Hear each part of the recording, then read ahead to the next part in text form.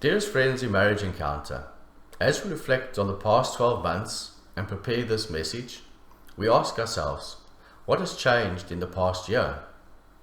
In some ways, not a lot has changed. We in the UK are still arguing with the French over fishing. Yet another variant of the coronavirus threatens to cancel Christmas celebrations through lockdowns and restrictions.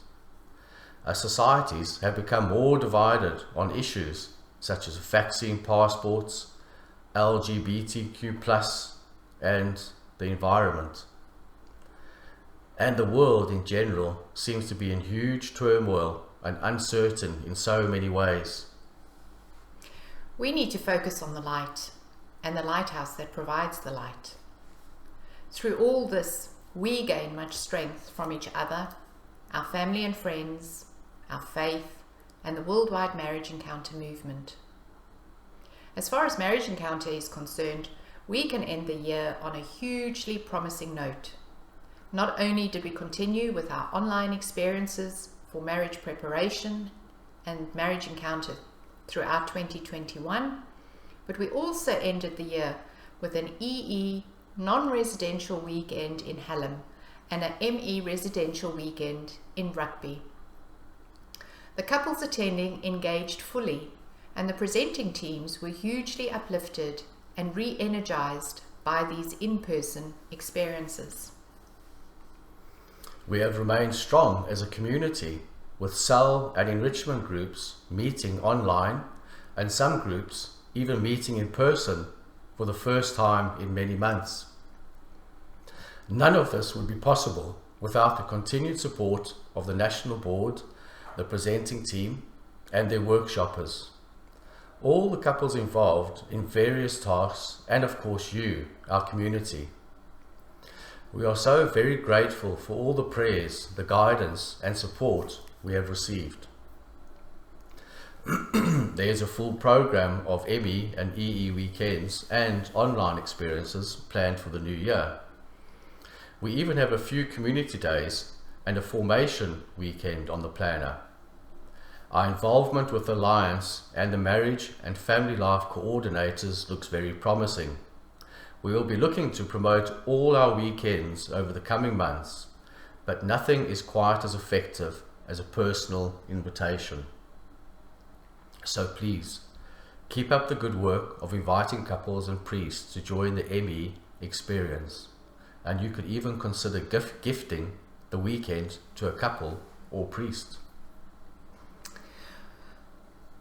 Father Leo Mooney has sadly decided to step down from the presenting team. We would like to take this opportunity to express our immense gratitude to him for his dedication and commitment to the movement over so many years. Father Leo, you will surely be missed. May the blessings of the Lord always be with you. As the year draws to a close and we approach Christmas once again, we wanted to reflect on Christmas. What does Christmas mean to you? Is it the Christmas gifts? The long-awaited meetings with family and friends?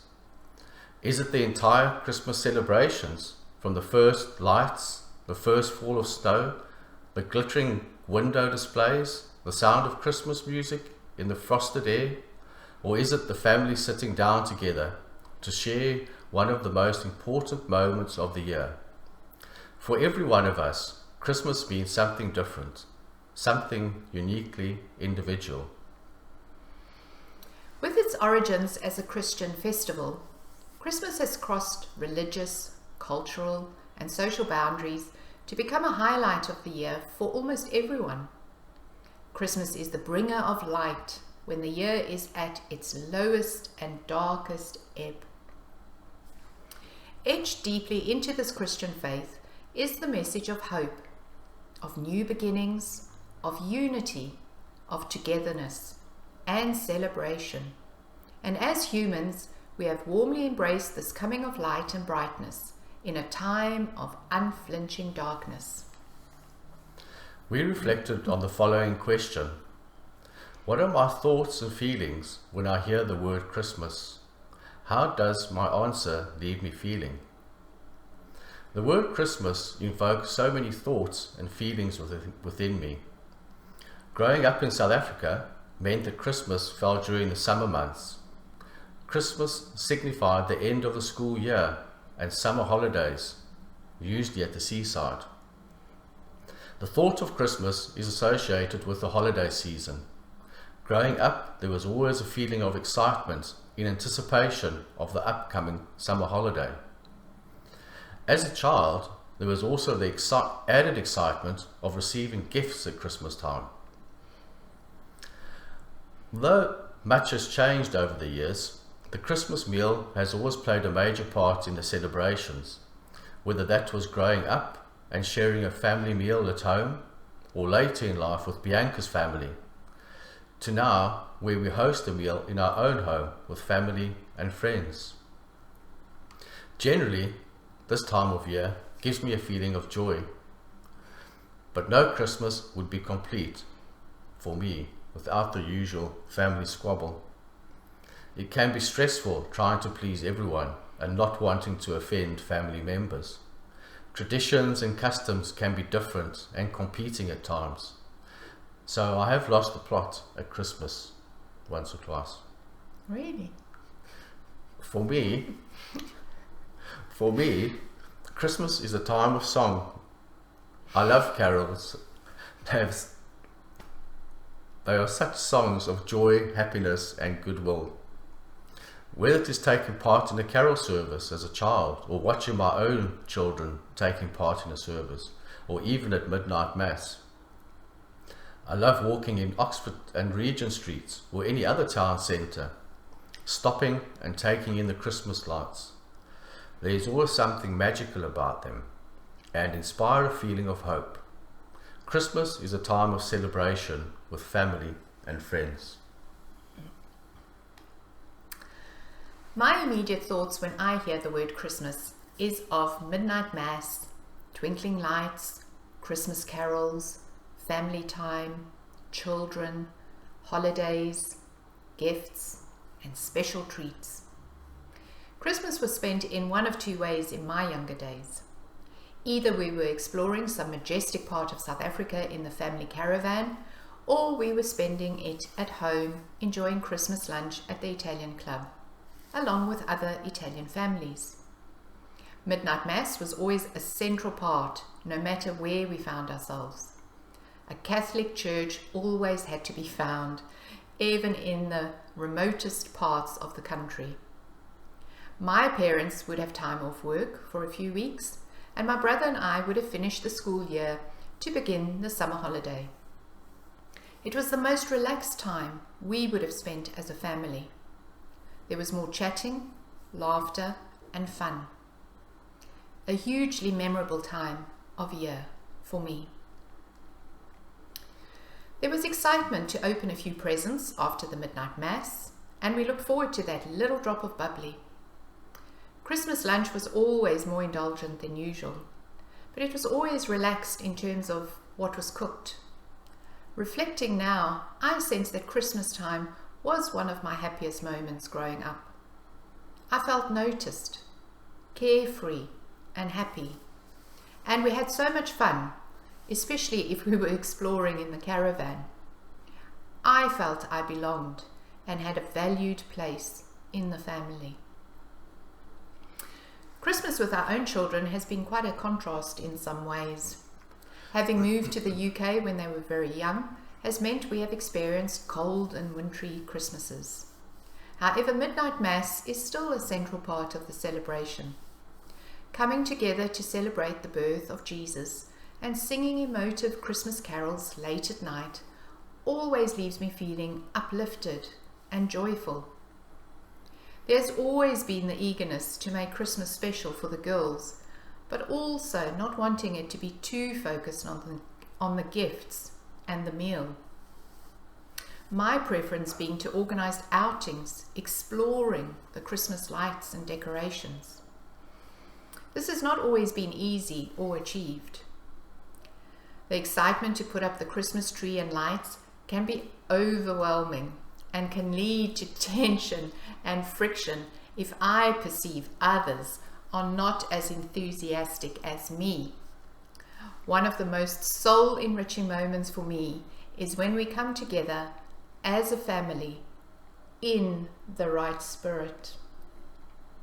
Christmas is a magical time to truly connect with those we love and experience the peace and belonging that can only be achieved by accepting one another as we are. My answer leaves me feeling grateful for these happy childhood memories, and I feel blessed to have the connection with our girls that allows us to share deeply with one another and truly savor these moments.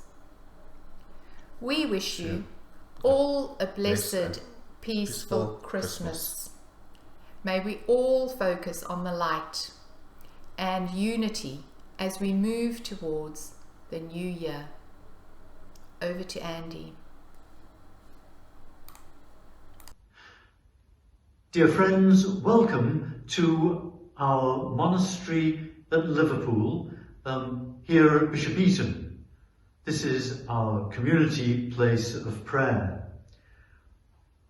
When I think about the word Christmas, my thoughts and feelings revolve around celebrations of Christmas at different times and in different places during my life. At home as a child, Christmas was very much Christ's Mass. Going to Mass as a family at midnight when we were old enough. Yes, there was always the expectation of giving and receiving presents, but the crib was central.